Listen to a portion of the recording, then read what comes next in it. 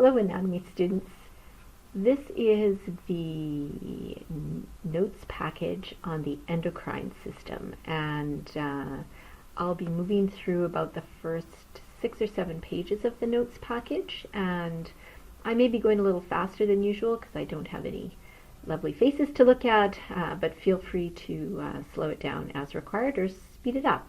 And your goal is just to fill in basically one lecture's worth of notes, so that when I see you next we can pick up where we left off and you're not behind because of the long weekend. So the endocrine system, of course, consists of a number of endocrine glands, and we talked about glands previously. These are glands that are ductless, they have no ducts, and they release chemicals called hormones into the blood. These are different, of course, from exocrine glands, which release substances through ducts into body cavities or onto the body surface.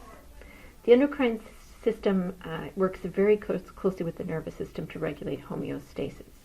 Its functions include maintaining homeostasis through negative feedback regulation. Homeostasis, we discussed at the very beginning of 152, is a steady state in the body, and there's always fluctuations around that steady state, but the values will return to some set point level that represents normal. The endocrine system is also very important in regulating growth and metabolism.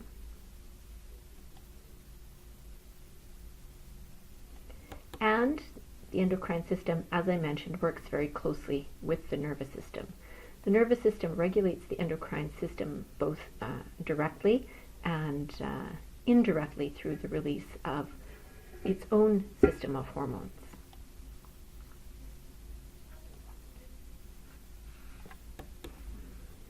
This diagram represents all of the endocrine glands that we'll be studying.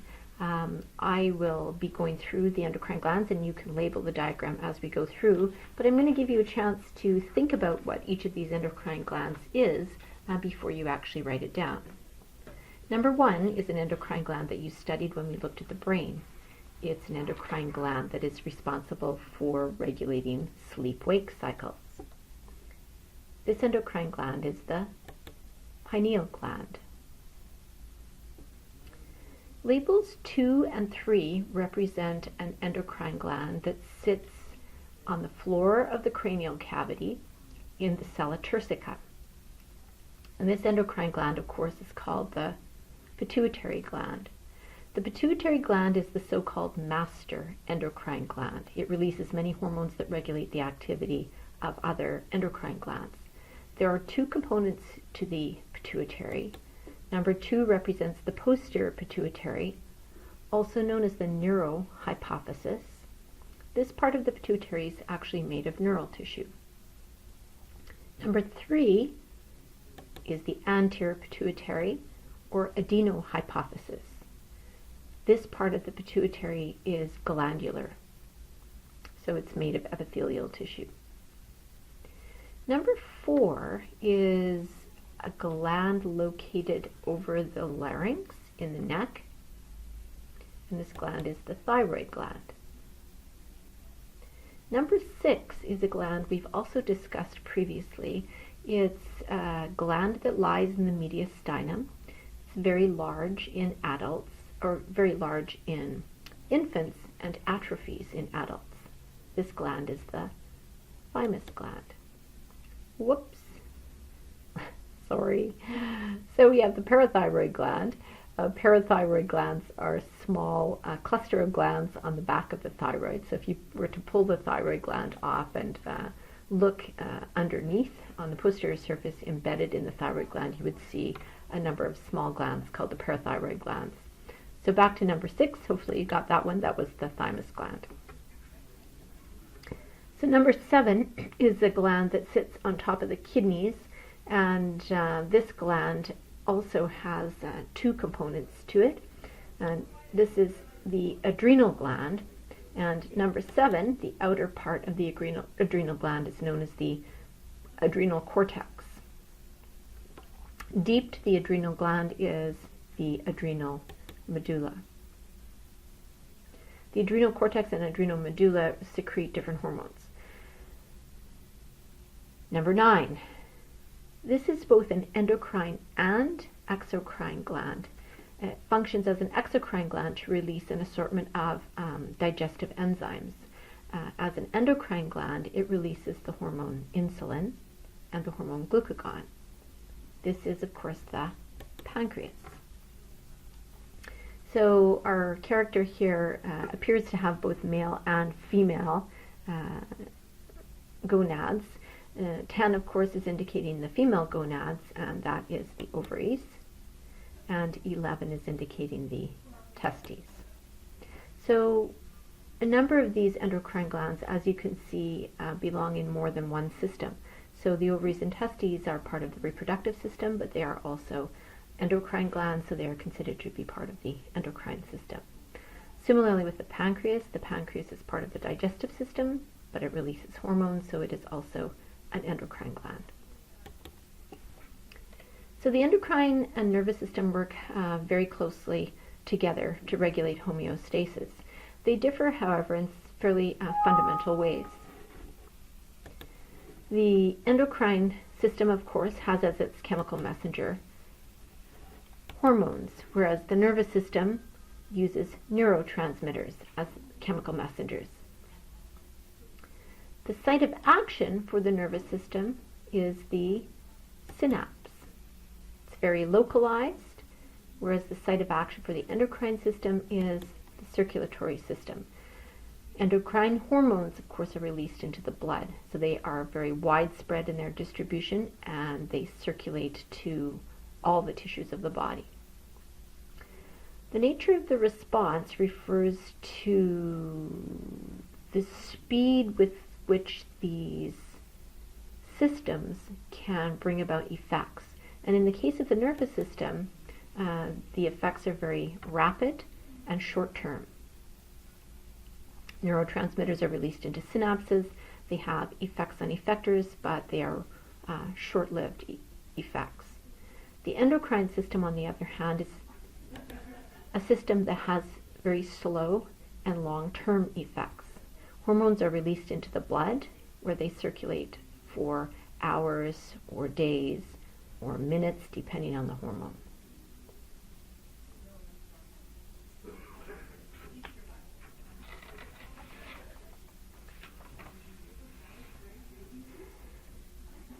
So there's a number of stimuli that will trigger endocrine glands to release their hormones, and I think many of these are quite predictable.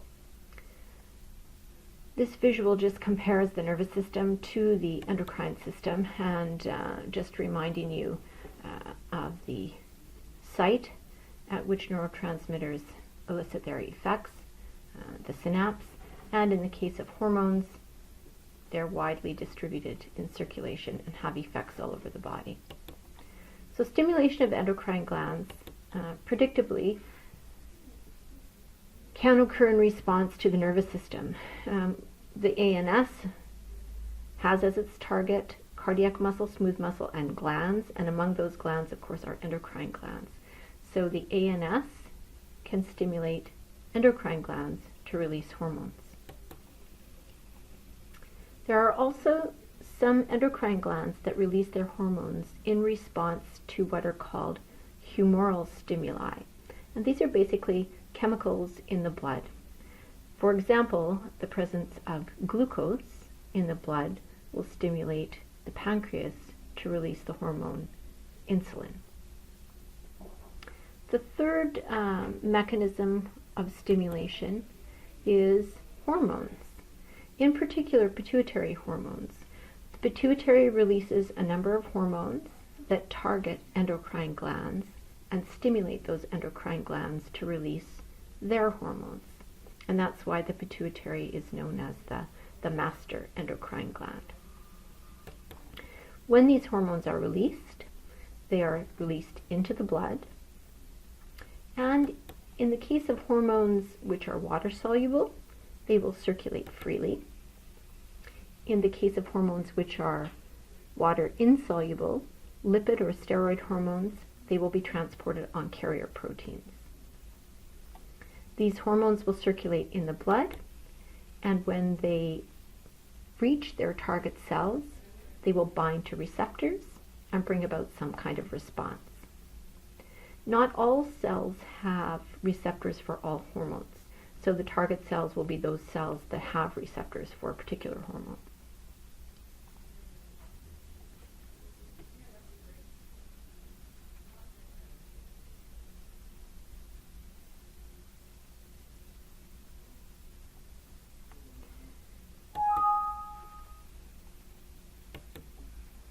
So the concentration of hormones can be measured in the blood, and I'm sure some of you have probably had hormone levels measured.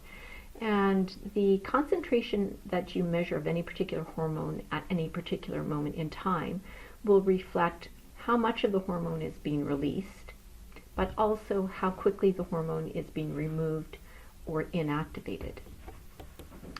We can estimate the hormone half-life for any of the hormones that are released into the blood. And this is basically the time it takes for half of the circulating hormone to be eliminated. And most hormones, the half-life would be less than 1 minute and up to an hour, but it's highly variable. Hormone inactivation can occur by a number of mechanisms. The hormone can bind to a receptor in the target cell, and it may actually be taken up by the target cell or enter the target cell by crossing the phospholipid bilayer, and then it will be potentially removed from circulation. Many hormones are metabolized by the liver, and the metabolic products or the hormones themselves are excreted by the kidneys. And hormones may also be broken down by enzymes which circulate in blood or tissue fluid.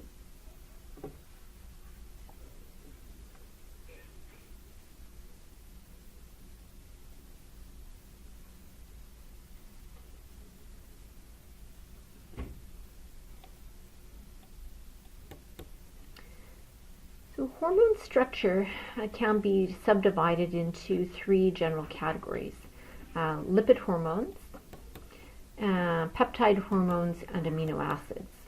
So the lipid hormones are classified as steroid hormones, and they're derived from this molecule, which is cholesterol. The peptide hormones are short chains of amino acids, and one of them is shown here, and these hormones are among the most common group of hormones, the peptide hormones. And then modified amino acids, one amino acid is shown here, represent the 3rd structural category of hormones. So we'll look at the lipid hormones first. Many of these I think are familiar hormones, and many of them are involved in regulating reproduction. So these are the so-called steroid hormones, and as I mentioned, they're derived from cholesterol. And these steroid hormones include progesterone, testosterone, cortisol, calcitriol, and aldosterone. Now, some of these hormones you haven't heard of before, but you'll notice they all have a similar structure. The second category of lipid hormones are known as the eicosanoids. And this is a special family of hormones. We're not going to talk too much about them, but they are derived from a fatty acid known as arachidonate. And this fatty acid gives rise to chemicals such as prostaglandins and leukotrienes. These chemicals are associated with the inflammatory process, and we'll talk a little more about inflammation in Biology 153. This group of hormones are a little bit unusual. They are what are known as paracrine hormones, which means that they have effects only in the area immediately close to where they are released.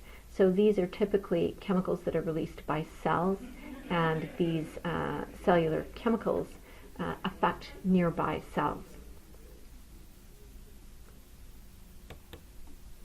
So this little image, and I've put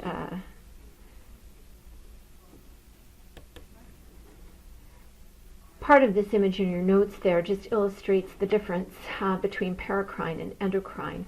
Autocrine is a term we mentioned before. Autocrine is where a cell releases chemicals that actually regulate itself. Paracrine is where a cell releases chemicals such as paracrine hormones, eicosanoids, that will have an effect on nearby cells. So here we have a cell releasing chemicals and binding to receptors on a nearby cell. Endocrine hormones, of course, are hormones that are released into circulation, and they will travel to target tissues where they will interact with target cells. So peptide hormones is a very large family of hormones, and these are basically small chains of amino acids or very small proteins, and sometimes glycosylated proteins or glycoproteins. The picture shown here is of growth hormone, a pituitary hormone that, of course, regulates growth. Most hormones, as I mentioned, fall into this family. Here we have growth hormone, GH, thyroid stimulating hormone, TSH, follicle stimulating hormone, luteinizing hormone, prolactin, and antidiuretic hormone. So as we study these hormones, I will be using the abbreviations, and you're welcome to use the abbreviations as well, but on exams you should be expected to know what those abbreviations stand for and to be able to write out the entire name of the hormone. Amino acid hormones are small molecules known as monoamines. These include some chemicals we've talked about already as neurotransmitters. Norepinephrine and dopamine, for example, are both examples of amino acid hormones, which behave as hormones only when they're released into the blood. So these chemicals are quite unusual. They can behave as neurotransmitters when they're released into the synapse and as hormones in the blood. Melatonin and thyroid hormone are also examples of amino acid hormones.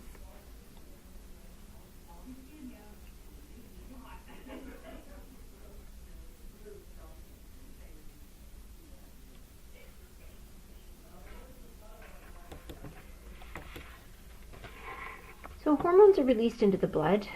They circulate to target tissues, and when they reach a target tissue that has a receptor for that hormone, they will interact with these receptors.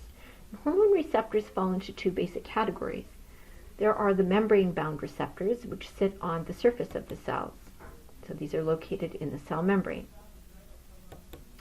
These kinds of receptors bind hydrophilic hormones. So these are the receptors that interact with water-soluble hormones that circulate freely in the blood. Most peptide hormones and amino acid hormones would work through membrane-bound receptors.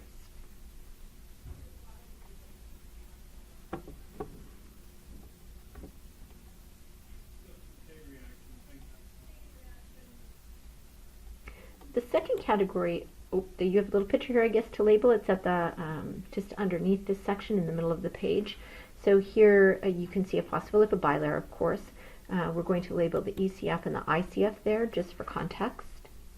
And phospholipid bilayer, just in case you forgot what that looks like. And the hormone. So the hormone is shown interacting with its receptor.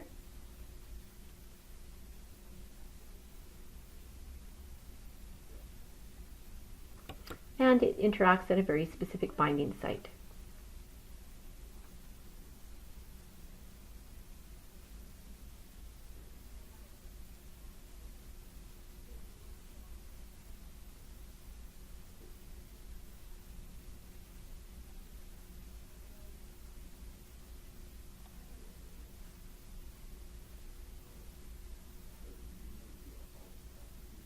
So the second category of hormone receptors are actually inside the cell cytoplasm, or somewhere, for example, inside the nucleus of a cell. So these are known as the intracellular receptors within the cell. And you have a little image here of these to label. Phospholipid bilayer is shown there.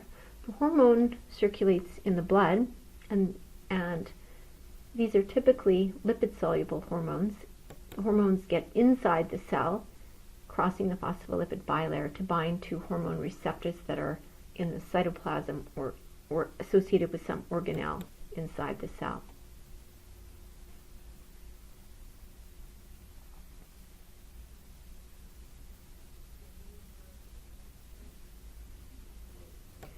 So these receptors are located in the cell cytoplasm or the cell nucleus.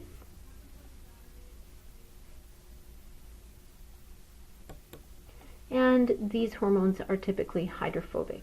That is, they are hormones that can pass through the phospholipid bilayer. For example, the steroid hormones.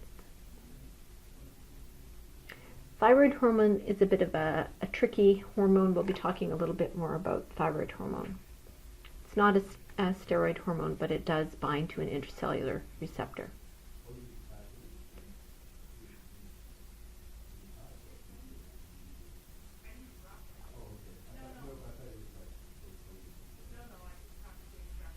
So when we studied neurotransmitters, we talked about the mechanism of action of neurotransmitters.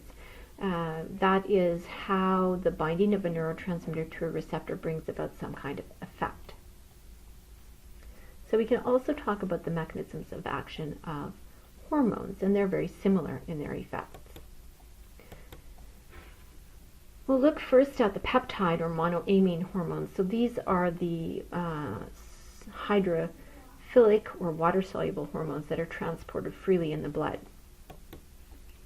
These hormones bind to receptors on the membrane of the target cell, so at the surface of the target cell, and they typically work by activating a second messenger via a G protein. So just to remind you, binding of the hormone to the receptor would activate a G protein, which would in turn activate a second messenger inside the cell. Steroid hormones are not water-soluble, and when they travel in the blood, they need to be carried on a water-soluble transport protein. So steroid hormones are typically associated with transport proteins. These hormones, however, can diffuse freely into the target cell. Once they're inside the cell, they will bind to intracellular receptors, and this will result in the activation of enzymes or genes. The bottom line is either mechanism of action can lead to the opening or closing of ion channels, turning on or turning off transporters in the cell, can stimulate protein synthesis, activate or inactivate enzymes, induce secretion, and even stimulate cell division. So the effects are many depending on the hormone.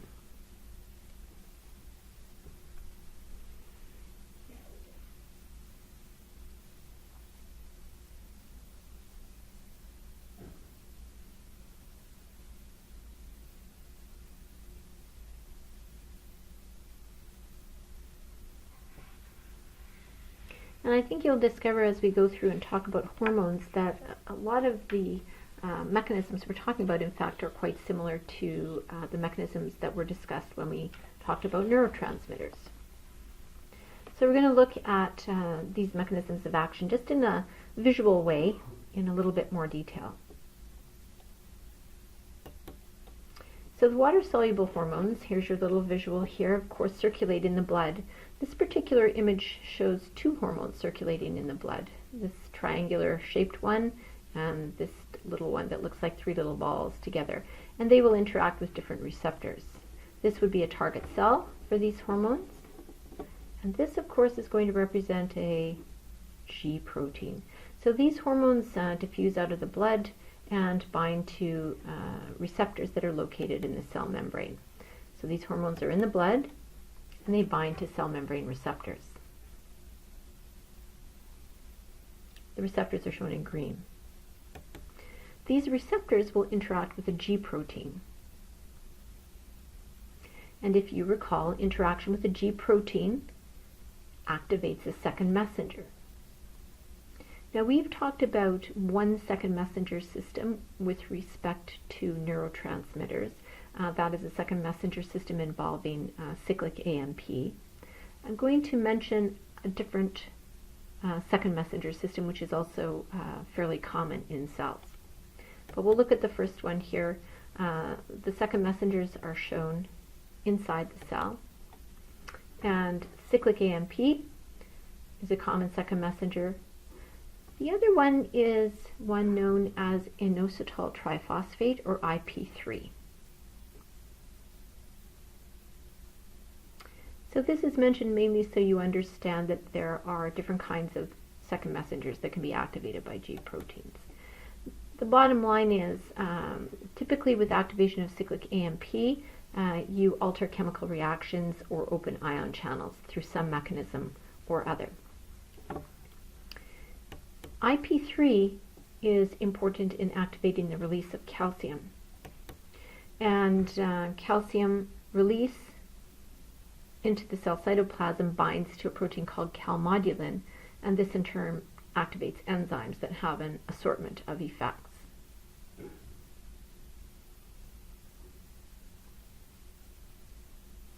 The bottom line is the hormone interacts with the receptor at the cell surface, and through interaction with the G protein will bring about some sort of change inside the target cell.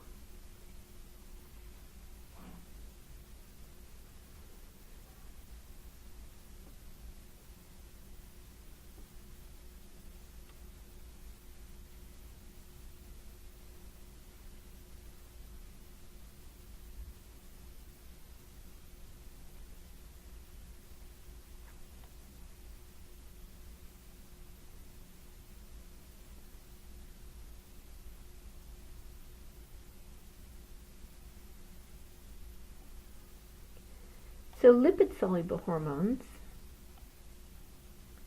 circulate in the blood, but because they're not water-soluble, they are bound to transport proteins.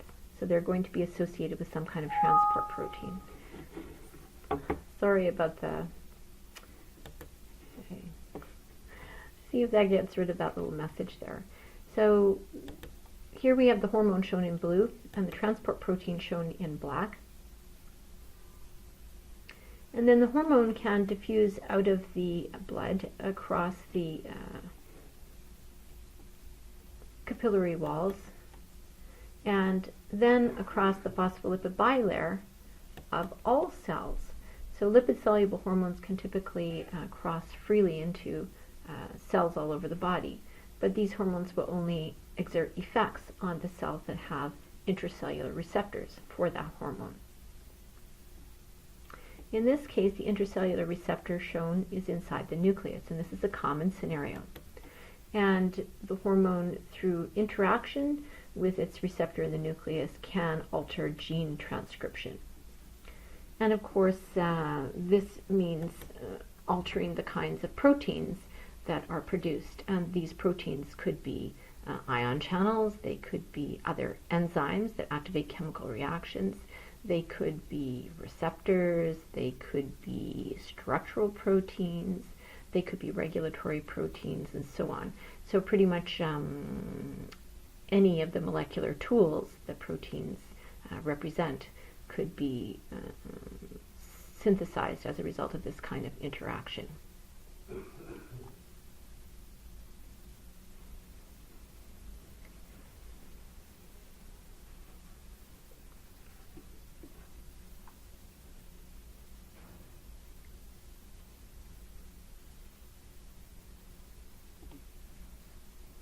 So steroid hormones, of course, work this way.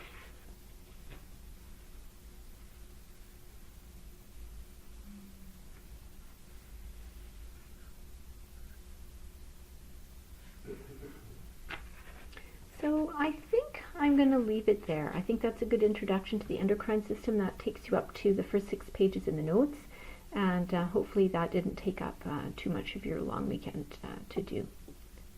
Thanks for listening.